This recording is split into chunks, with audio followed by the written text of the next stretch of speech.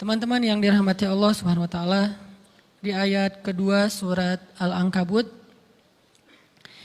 Allah menyampaikan sebuah sindiran. Allah nyindir dengan bahasa, emangnya manusia pikir Allah akan biarin aja mereka mengatakan kami telah beriman, sementara mereka tidak diuji. Ini Allah lagi menyindir orang-orang yang selama ini berputus asa setelah beriman. Berputus asa setelah berhijrah. Berputus asa dan mengeluh setelah bertaubat. Allah lagi nyindir mereka nih. Seolah-olah Allah bilang,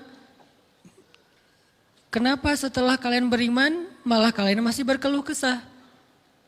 Kenapa kalian setelah bertaubat malah menjadi ragu kepada Allah? Kenapa kalian setelah berhijrah malah jadi labil? Bukankah harusnya setelah kalian menyatakan kami taubat, kami hijrah, kami beriman, harusnya iman kalian makin mantap?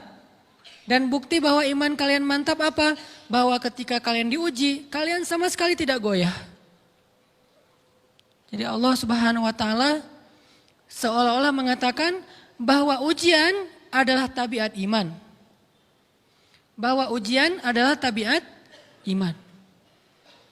Bisa diuji dengan ujian yang kita tidak suka, bisa juga diuji sebaliknya dengan ujian yang kita suka. Bisa diuji dengan ujian yang sifatnya fisik, bisa diuji dengan ujian yang sifatnya harta, bisa juga diuji yang lebih berat lagi dengan ujian yang sifatnya perasaan. Yang jelas semuanya diuji. Bisa diuji dengan ujian musibah, bisa juga diuji dengan godaan-godaan dari syaitan yang melalui hawa nafsu kita. Bisa diuji dengan kemarahan, dipancing oleh orang lain untuk marah, dipancing di sosmed untuk ngebalas komen-komen mereka, dipancing untuk berdebat, dipancing untuk akhirnya kita saling menjudge, saling menjatuhkan, saling menjelekkan. Ini semuanya bentuknya ujian. Makanya Allah Subhanahu wa taala mengatakan di pembukaan surat Al-Ankabut, kalau ujian itu adalah tabiat iman. Ujian dan keimanan itu nggak bisa dipisahkan. Apa hubungan antara iman dengan sabar? Sehingga Allah Subhanahu wa taala menilai keimanan seseorang itu dengan cara mengujinya. Apa hubungan antara iman dengan sabar? Ternyata ciri yang paling jelas orang yang imannya baik adalah sabarnya. Makin baik imannya, harusnya makin kuat kesabarannya. Jadi orang yang paling beriman itu tidak dilihat dari wawasan agamanya. Itu lebih kepada orang yang berwawasan luas, yang ilmunya banyak. Tapi belum tentu orang yang wawasannya luas adalah orang yang paling baik imannya, belum tentu. Bukankah iblis itu wawasannya luas? Dia mengerti banyak hal yang bahkan kita nggak ngerti. Iblis ngerti tentang dunia di langit. Iblis mengerti tentang alam yang ada di surga, alam yang ada di akhirat. Iblis tahu, bahkan udah masuk surga. Jadi ilmu iblis lebih banyak daripada kita sekarang.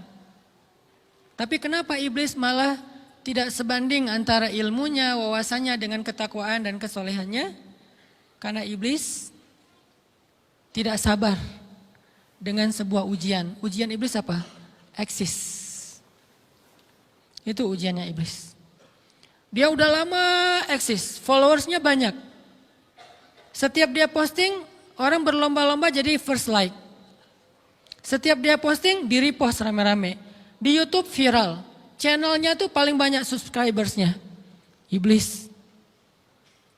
Coba cari nanti di YouTube, iblis. Ada nggak channel?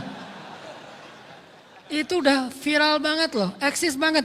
Tiba-tiba datang pendatang baru. Muncul pendatang baru. Pendatang baru ini tiba-tiba melejit. Followersnya langsung nambah, kejar-kejaran akhirnya disalib. Pas lagi kayak gitu dia nggak kuat dengan ujian nama besar, ujian eksistensi, ujian popularitas, ujian siapa yang lebih dihargai, ujian-ujian kayak gitu. Sama kayak kita kadang-kadang ngerasa udah banyak jasa dalam sebuah organisasi, udah banyak jasa dalam sebuah komunitas, udah banyak jasa dalam sebuah lingkungan, masjid, sekolah, organisasi, teman-teman, kita yang paling sering berkorban. Tapi ternyata yang eksis, yang masuk media, yang masuk TV justru orang lain. Itu kan ujian ya. Nah ini nih yang kadang-kadang ujian namanya zulzilu, diguncang perasaannya. Bukan diuji dengan fisik, kadang-kadang ujian sakit, capek, lelah, buat kita bisa kita lalui tuh dalam sebuah organisasi nih. Kita lagi bikin kegiatan sosial, baksos. Di sekolah, dengan OSIS-nya, dengan ROHIS-nya, di kampus, dengan BEM-nya, dengan LDK-nya, kita bikin acara baksos. Kan effortnya lumayan ya. Kita begadang untuk meeting, kita survei lapangan, kita kerja malah tidur sehari cuma 1,5 jam, 2 jam. Fisik kita lelah, fisik kita capek, kadang sampai sakit. Sampai dirawat di rumah sakit gara-gara kena misalnya tipes gitu, gara-gara kita habis-habisan bekerja, itu buat kita nggak masalah. Ujian fisik kita lalui. Dan besok mau ngadain lagi, kita yang paling semangat dan aktif. Nggak masalah capek juga. Nggak masalah juga kita lelah, nggak masalah kurang tidur, nggak masalah berjalan jauh, nggak masalah. Satu, ujian harta. Kita yang justru nombokin. Kita yang nalangin dulu modal-modal untuk kegiatan-kegiatan tersebut. Kalau ternyata nggak tercover dananya, akhirnya nggak bisa dibalikin talangan kita, nggak apa-apa, kita ikhlas. Kita berkorban dengan harta kita. Butuh apa? Saya bayarin. Butuh apa? Kita lewatin ujian harta. Tapi begitu ujian perasaan, kita udah capek, lelah, kurang tidur, nombokin, nalangin habis-habisan. Ternyata teman kita yang jadi ketua panitia ada kadang cuman masalah itu doang. Atau dia yang jadi PR-nya. Yang namanya PR ketika diliput oleh media kan dia yang muncul mukanya kan. Akhirnya diundang oleh misalnya hitam putih lah atau apalah. Kok dia yang muncul di sana? Atau diundang berdua, tapi sampai di sana dia yang banyak ngomong, kita diam aja. Pulang-pulang pundung. Begitu besok mau ngadain lagi, udah gak mau terlibat. Left group. Kenapa itu terjadi? Ujian zulzilu, perasaan. Itu yang dialamin oleh iblis. Iblis rela banget disuruh beribadah, sujud beribu-ribu tahun, kuat iblis. Kalau kita mungkin jidatnya hitam, kalau iblis mungkin udah kepala-kepalanya hitam, saking rajinnya sujud. Wah, ibadahnya udah ribuan tahun. Iblis disuruh berkorban dengan harta yang dia miliki, dia kasih aja semuanya. Tapi kalau disuruh dia ngalah dari Adam untuk memimpin alamin, menjadi khalifatullahi fil ard, menjadi pemimpin, wakilnya Allah di muka bumi, buat iblis ini berat. Kenapa dia? Ana khairum min, saya lebih baik daripada dia. Saya lebih senior daripada dia. Saya lebih sehat daripada dia. Saya lebih keren daripada dia. Saya lebih. Ujian emosional, ujian ego, ujian perasaan. Itu yang lebih berat buat kita. Kadang sakit dan dirugiin orang lain, teman segala macam kita masih oke lah. Selama ini asal kita ngumpul selalu gua yang bayarin, oke deh gak usah dibahas. Baru dibahas nanti pas sakit hati. Kalau belum sakit hati kan gak dibahas kan? Gak apa-apa deh kita terus yang bayarin, kita traktirin ngopi apa segala macam. Gak pernah dibahas. Kebersit sih di benak kita, cuman gak mau dibahas. Kenapa? Udahlah biarin aja, easy going. Kemudian kayak kita yang capek harus rempong sana kemari segala macam. Selalu acaranya di rumah kita, akhirnya kita yang bayarin, kita yang rempong, nyiapin segala macam, bebersih sendiri. Tapi begitu ada yang nyakitin perasaan kita sedikit aja, semua itu balik lagi. Dari dulu ya, nah keluar kan? Kenapa? Dipancing oleh ujian perasaan. Jadi ternyata yang paling berat itu adalah zulzilu, diguncang perasaannya.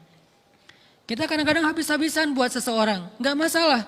Hujan-hujanan dia yang pakai jas hujan, kita nggak pakai apa-apa, nggak apa-apa. Sakit-sakitan juga, dikerok dan segala macam, biarin aja. Kalau perlu misalnya kalau bannya lagi kempes, dia naik Grab, kita dorong-dorong motor terus cari tempat segala macam sampai tengah malam. Nggak apa-apa deh buat dia. Apa sih yang nggak buat kamu? Begitu dia selingkuh, keluar semuanya. Mulai list report keuangan. Wah dulu sekian, sampai uang receh-receh juga dihitung kan ya. Kenapa bisa kayak gitu? Perasaan kan? Nah ini nih yang kita coba belajar. Mungkin malam ini kita lebih banyak membahas tentang sabar terhadap ujian perasaan. Karena banyak macam-macam ujian. Nah, gimana kita memanage perasaan kita? Gimana cara kita merecovery perasaan kita dengan bab sabar? Insya Allah nanti akan kita lanjutkan setelah selesai sholat isya. Barakallah.